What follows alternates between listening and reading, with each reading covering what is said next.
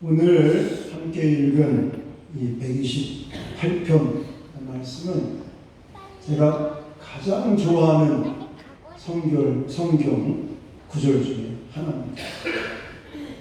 또 우리 교회 처음 오셔서 새가족 신방을 하게 되면 시편 1편이나 128편은 이걸 가지고 설교를 꼭 합니다. 친근감 있으시죠? 네. 오늘 본문에 보시면 복이라는 단어가 많이 나오고 1절에도 복이 있도다, 2절에도 복되고 형통하리로다, 4절에도 복을 얻으리로다, 5절 복을 주실지어다. 직접적인 복이라는 단어가 이렇게 많이 나오는데 사실 3절도 6절도 복이라는 단어가 나와 있지는 않지만 복의 모습이죠. 가정의 모습, 결실한 포도나무가, 그리고 어린 감람나무가, 그리고는 6절에 자식의 자식을 보는 것, 또 평강이 있을지어다. 결국은 하나님께서 이 128편을 통해서 너희는 복 있는 사람들이다. 별로 아멘 안 하시네. 복 있는 사람이라고 해줘도 아멘 안 해. 여러분, 복 있는 사람들입니다. 하나님이 복을 주시려고 작정하신 분이라고요. 근데 오늘 본문에만 그런 게 아니잖아요. 이 복이라고 하는 개념이 기복주의적인 신앙과는 잘못됐죠. 내가 복을 받기 위해서 교회 나오고, 복을 받기 위해서 예배하고, 복을 받기 위해서 뭐 하는 것, 이거에만 초점을 맞추면 잘못된 것이지만, 성경에 보면 이 복이라고 하는 개념은 너무너무 하나님께서 우리에게 주신 은혜와 특권인 것입니다. 그래서 첫 번째 복이 어디서 나오느냐? 아담에게 주셨던 복이 나옵니다. 창세기 1장에 가보면 여러분도 잘 알고 있는 성경 구절이죠. 27절로 28절에 하나님이 자기 형상 곧 하나님의 형상대로 사람을 창조하시고 남자와 여자를 창조하시고 하나님이 그들에게 뭘 주셨어요? 복을 주시며 하나님이 그들에게 이르시되 생육하고 번성하고 땅에 충만하라, 땅을 정복하라, 바다의 물고기와 하늘의 새와 땅에 움직이는 모든 생물을 다스리라 하십니다. 이 인간의 대표를 상징하는 또 아담이라고 하는 이 사람에게, 최초의 인간에게 하나님이 복을 주셨다. 인간을 창조하시면서도 생육하고 번성하고 땅에 충만하고 정복하고 또한 다스리고 지킬 수 있는 이런 복을 아담에게 주셨는데, 이 복이 저와 여러분에게도 주어진 것을 믿으시기 바랍니다. 이 복이어도 아브라함에게도 주어지는 것을 우리는 잘 알고 있습니다. 그래서 창세기 12장에 하나님께서 아브라함을 부르실 때 어떻게 복 주시는가를 화면 보시면서 같이 2절로 3절을 읽겠습니다. 시작. 내가 너로 큰 민족을 이루고 내게 복을 주어 내 이름을 창대하게 하리니 너는 복이 될지라.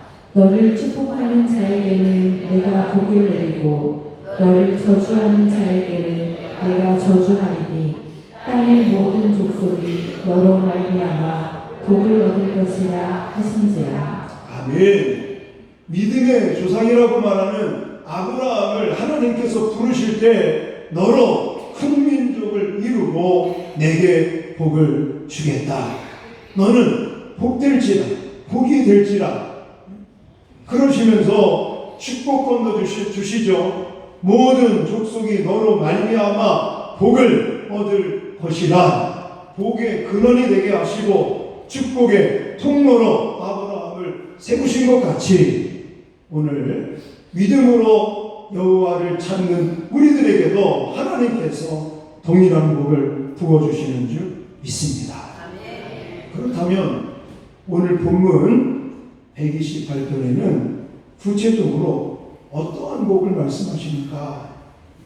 먼저는 2절입니다. 2절. 자, 2절 말씀을 다 같이 다시 한번 읽겠습니다. 시작. 내가 내 손이 수고한 대로 먹을 것이라. 내가 복되고 형통하리로다. 아멘.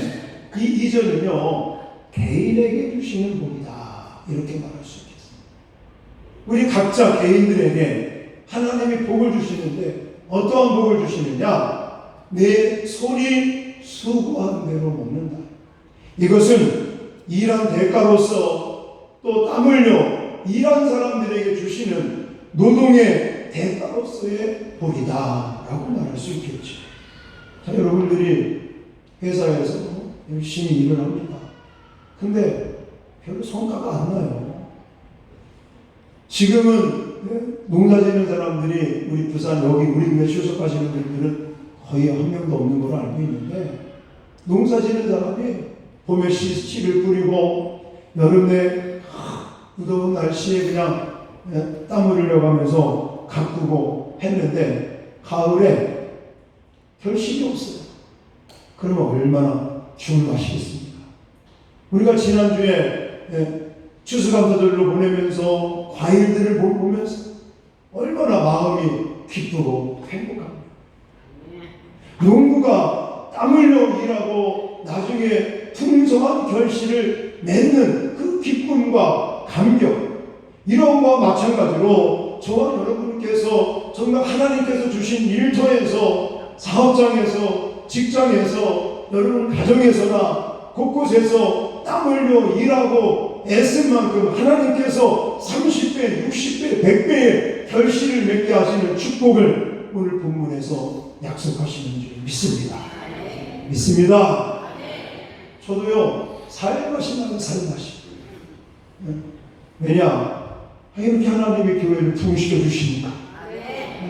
살맛이 나는, 꿈꾸는 것 같고. 하나님이 이렇게 좋은 명당 자리에 멋진 예배당 짓게 하시고 매주마다 새신자 보내주셨어요. 우리 어떤 집사님이 이 옆에 스타필드가 거기를 가서 8층에 가서 우리 교회를 보니까 너무너무 멋지더군요. 이렇게 좋은 자리가 없더랬냐.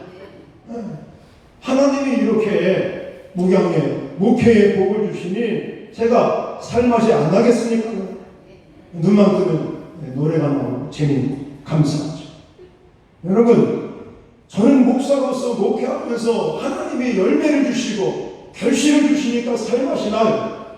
여러분들도 장사터에서나 직장에서나 하시는 일들 가운데 여기 내 손이 수고한 대로 먹게 하신다는 이런 축복이 여러분의 일터에서 삶 가운데 나타나게 될 줄 믿습니다. 이게 하나님 주신 약속의 약속.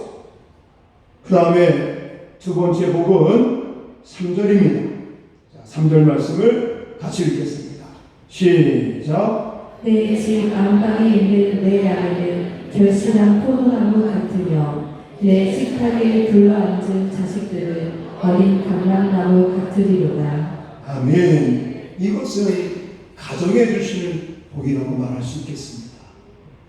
자, 밖에서 일하면서 사업이 잘 돼요. 직장에서도 인정받고 승진하고 월급도 올라가고 다 좋습니다. 근데 집에만 들어오면 죽을 맛이야. 아내 보기가 아니 이 사람이 나한테 왜 전화를 하나, 받고 싶지 않고. 예를 든다면 아니 이 인간이 나한테 왜 자꾸만 문자를 보내고 전화를 하나. 만약 남편이 보내는 전화나 문자를 보고 그런 마음이 든다면 그거보다 서글픈 게 어디 있겠습니까?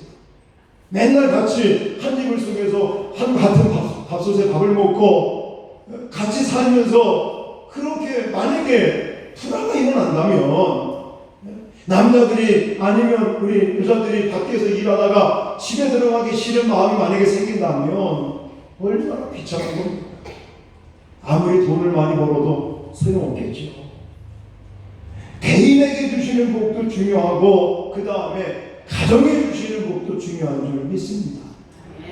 여러분 여기 보니까 아내를 어떻게 표현하고 있습니까? 결실한 포도나무 같다.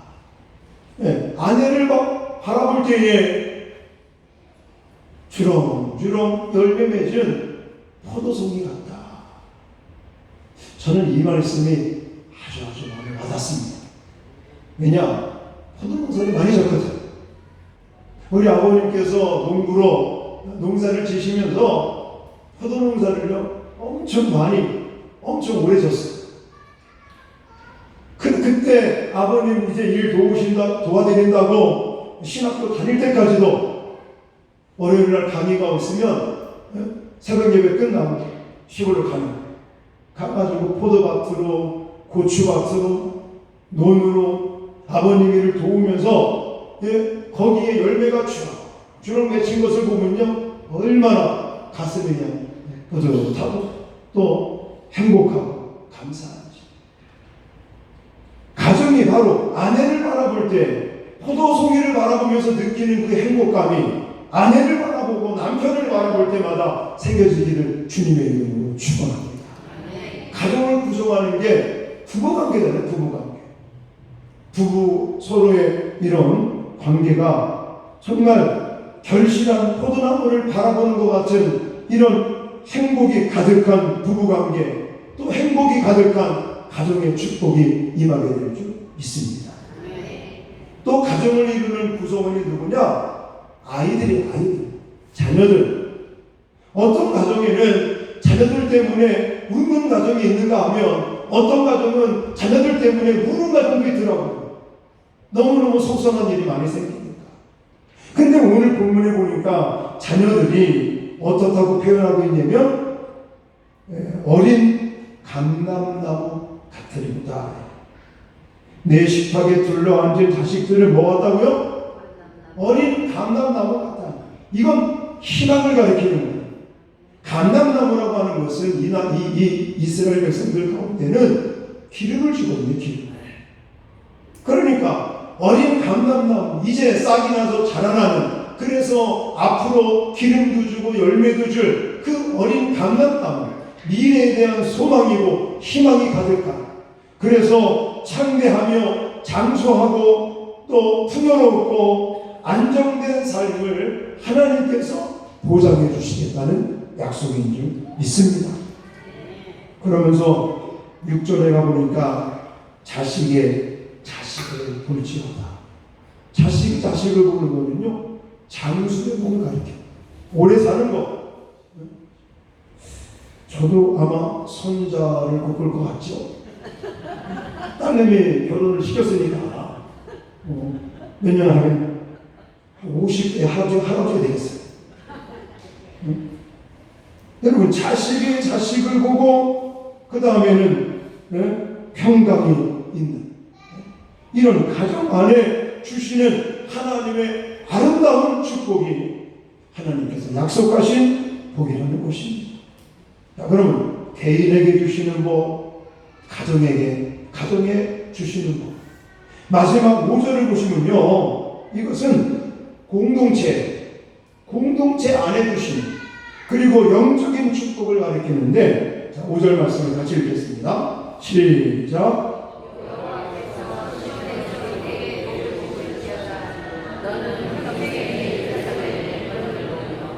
아멘. 여기까지.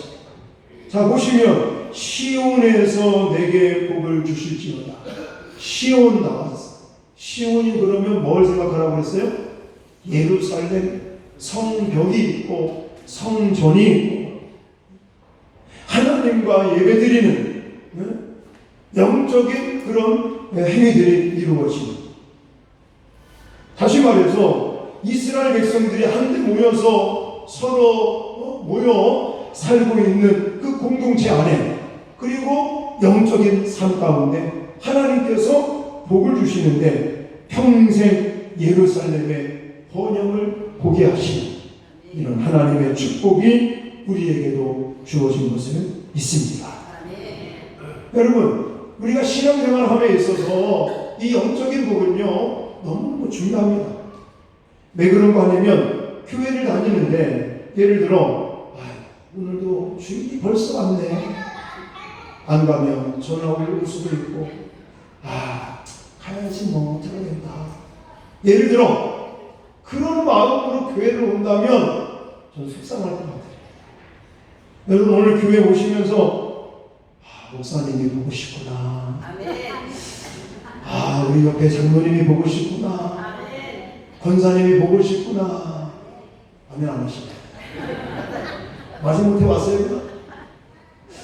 오늘도 교회 가서 하나님 앞에 예배 드리면서 은혜 받을 거 생각하고 씩씩하게 감격적으로 교회로 오셨는지, 아니면 그냥 아이고 주일날 피곤해 죽겠는데 안 갈 수는 없고 괜히 안 가면 찜찜하고 가주자 그냥. 제가 밖에서 성도님들 오실 때 인사하는 보면 어떤 분은요 그냥 은혜가 충만해 씩씩하게 오시는 분이 있는가 하면 마지못해 오시는 분도 계시더라고요. 여러분 신앙생활을요 이렇게 재미있고 행복해야 될 거 아니겠습니까? 마지못해 하면 억지로 하면 그거보다 비참한 게 어디 있겠습니까? 근데 보니까 시온에서 복을 받고 그 다음에는 예루살렘의 번영을, 하나님께서 주시는 공동체 안에서의 복이요 한 걸음 더 나아가서는 영적인 복이라고 말할 수 있겠지. 이 세 가지, 개인에게 주시는 복, 가정에 주시는 복, 또 공동체에 주시는 복, 영적인 복을 오늘 시편 말씀을 통해서 저와 여러분에게도 약속한 것을 믿으십시오. 자, 그러면 누가 이러한 하나님의 약속된 축복을 받을 수 있을 것인가? 오늘 1절과 4절에 그 해답이 있어요. 자, 1절과 4절 말씀을 다 같이 하나님 말씀을 읽겠습니다. 시작. 여호와를 경외하며 그의 길을 걷는 자마다 복이 있도다. 여호와를 경외하는 자는 이같이 복을 얻으리로다. 아멘. 복이 있도다. 복을 얻으리로다. 그 앞에 뭐가 붙어 있어요? 여호와를 경외하는 자. 두 번째는 그의 도를 걷는 자. 이 두 가지. 자, 먼저 여호와를 경외한다는 것. 제가 아주 많이 말씀을 드리는 것 중에 한 가지죠. 이 여호와를 경외한다는 사전에 찾아보니까 뜻이 뭐냐면 공경한다, 두려워한다, 이런 뜻을 가지고 있다고 누누이 말씀을 드렸습니다.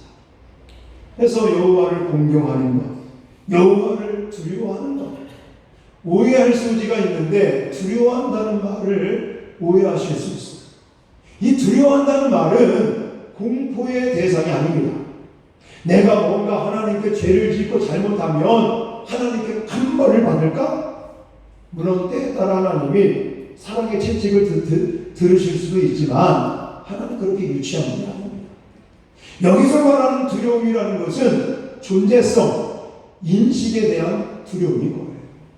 하나님 눈에 보여요, 안 보여요? 안 보여요. 손으로 만질 수 있어요, 없어요? 잡을 수도 없습니다. 그러나 하나님 살아계십니까? 하나님 계시죠? 우리와 함께 하시죠? 우리와 동행하시고 우리를 지켜보고 계시고 우리를 이끌어 가시고, 그 인식이야, 그 인식. 요즘 뭐 여기 스타필드 이것 때문에 난리가 나죠. 교회 오시는데도 불편하시죠. 그전에는 그냥 답해서 딱 돌아오면 되는데 이렇게 차가 많이 오는지. 교회도 좋겠어요. 교회도 이 바깥에 다 해놓죠.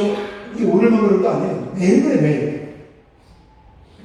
그리고 초등학교하고 우리 교회 사이에 두 줄로 쫙 차려버리죠. 교회 마당까지 막 들어가도 됩니다. 그래가지고 이렇게 지켜보고 있으면 안 들어와. 들어왔다가 나가. 한 번은 차가 막 들어와서 주차를 대려고 막 그러더라고. 그래서 죄송한데 우리도 주차할 데가 없어 난리가. 좀 딴 데 대시라고. 나가려고 그랬어요. 길을. 내가 볼 때는 분명히 되려고 했는데, 이 사람들, 돈이 나가잖아요. 이러는. 그래서 제가 좀 머리를 썼죠. 차를 댈 때까지 기다렸다가 문을 열고 나올 때 깎아가서 정말 죄송하다. 우리도 주차 때문에 난리라고 차를 달래드시라고. 진작 얘기하죠. 차대부터 얘기하고. 별로 쓰면 다 있더라고. 그냥 미안한 게 없어. 미안한 게. 아니 교회인데 좀 차대면 안 됩니까? 안 됩니다. 근데요 지켜보고 뒤짐지고 다 있으면 안 좋아요. 저 이제 교회 관리집사 알고 있겠지. 트레이닝 있고 자전거 타고 왔다 갔다 하면서 뒤짐지고 있으면 안 들어와. 없으면요 귀신같이 하고 들어와 이 사람. 그래서는 차 박아놓고 전화 안 받습니다. 그러고 나서는 이제 전화 받잖아요. 교회 차를 내셨는데 참 하루 좀 옮겨달라고. 우리도 차를 못 대고 있다고. 여기 가까운데 잠깐 왔대. 조금 이따 뺄 거니까 조금만 기다려요. 1시간이라고 2시간도 안 됩니다. 안 돼. 그러니까 제가 무슨 말씀을 드린다고 그러냐면 지켜보고 있으면 안 돼요. 근데 안 지켜보고 있으면 귀신같이 돼버린다니까. 이런 거. 물론 이게 비유는 좀 그렇지만 하나님께서 우리를 지켜보고 계시는 것을 믿습니다.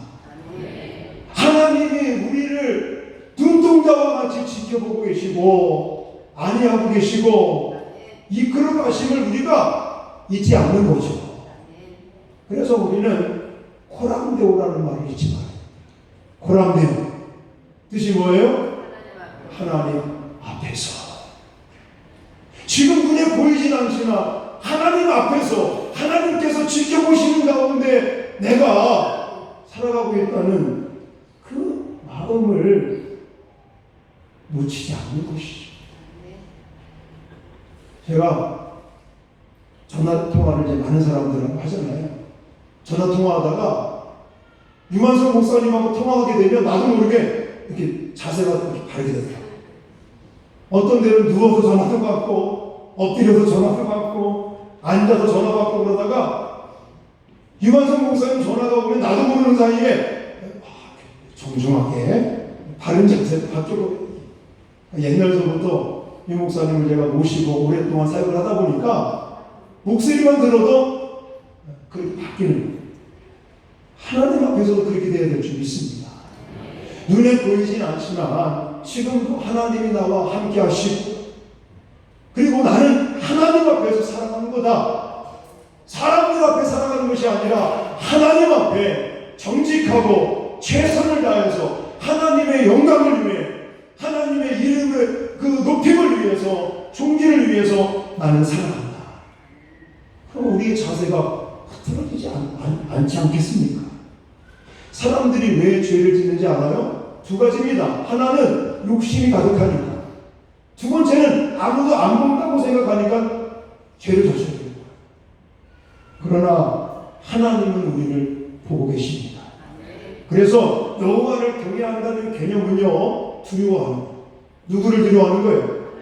하나님을 두려워하는데 나에게 벌 주시는 그런 하나님이 아니라 정말 지금도 눈에 보이진 않지만 살아계셔서 나와 함께 하시고 나와 동행하시고 나를 지켜보고 계시는, 나는 하나님 앞에 순간순간을 살아간다 라는 이 임마누엘의 정신으로 살아가는 저와 여러분이 여호와를 경외하는 삶인 줄 믿습니다. 이런 사람에게 하나님 뭘 주신다고요? 복을 주십니다. 그리고 두 번째는 뭐라고 그랬어요?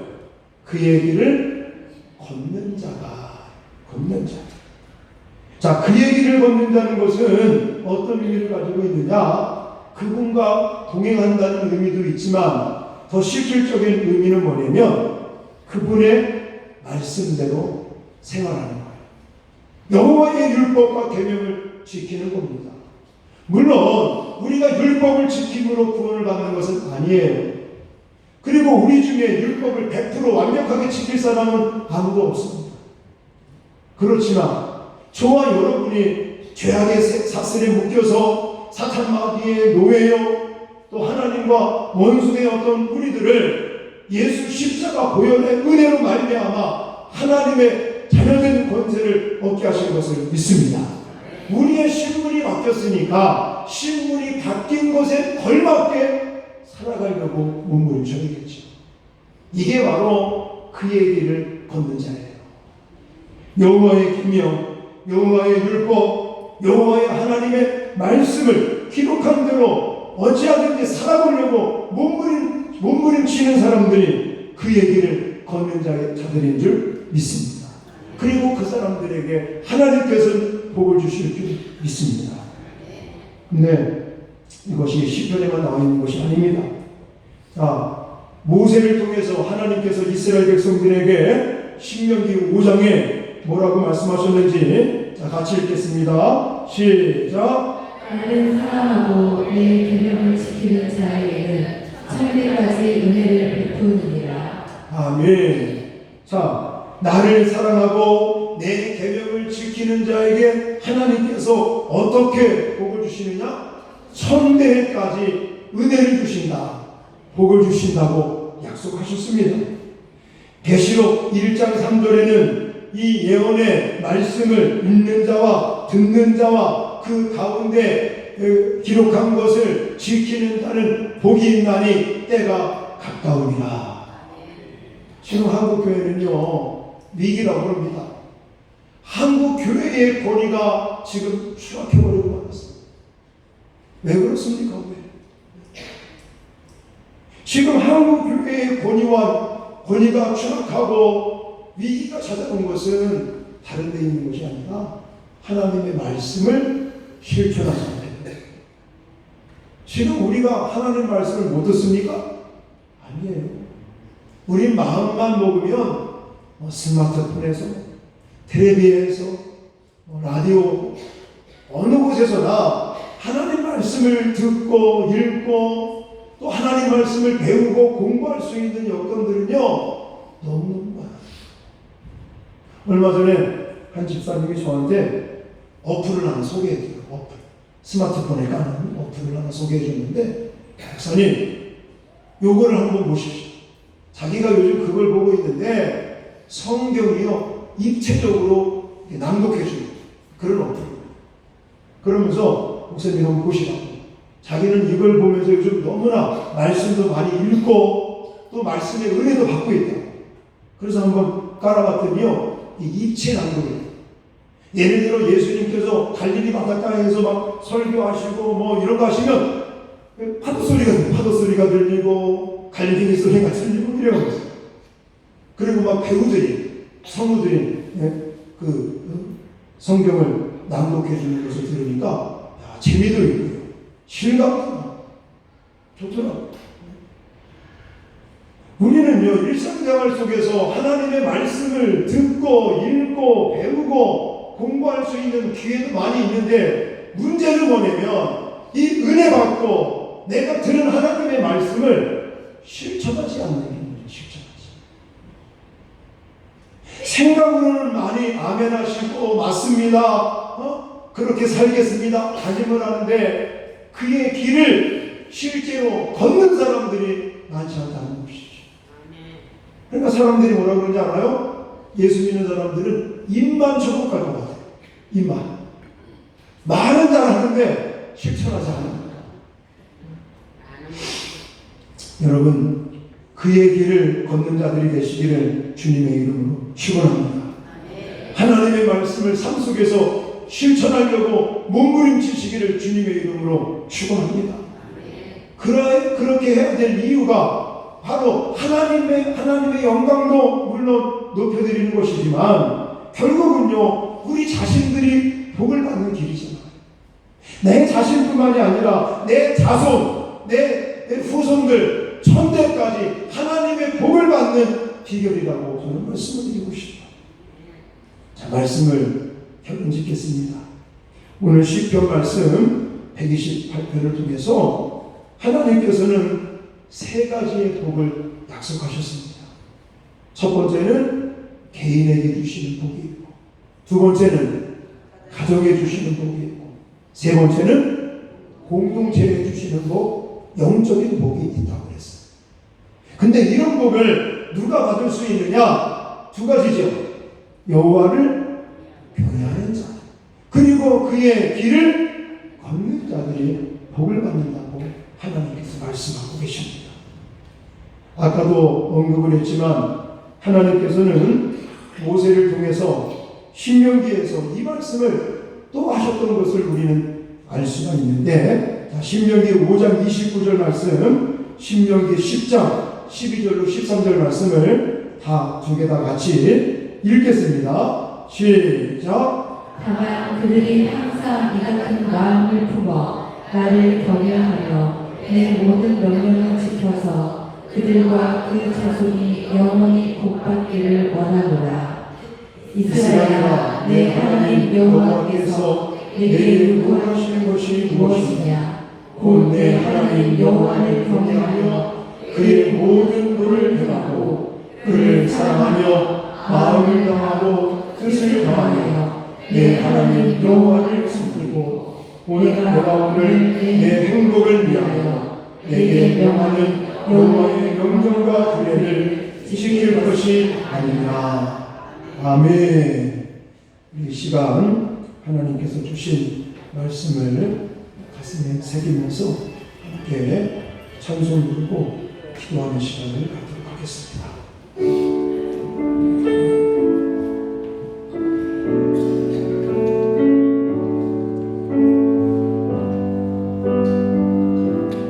은혜 아니면 살아날 수가 없습니다. 은혜 아니면 살아갈 수가 없네. 복음마저도 다 주의 것이니 세상 평안과 위로 내게 없어도 예수 오직 예수뿐이네.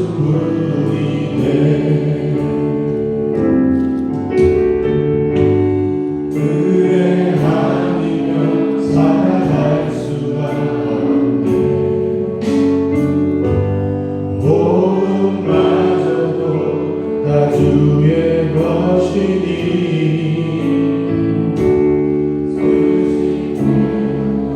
위로 내게 없어도 예수 오직 예수뿐이네.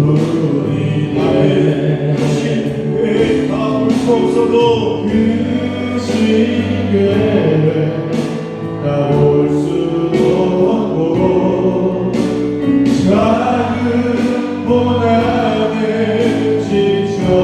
지쳐도 주의 품이 나의 모든 삶 버티고 견디게 하시네.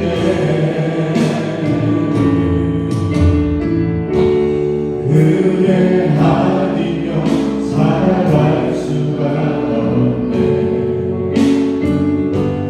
나의 모든 것 다 주께 맡기니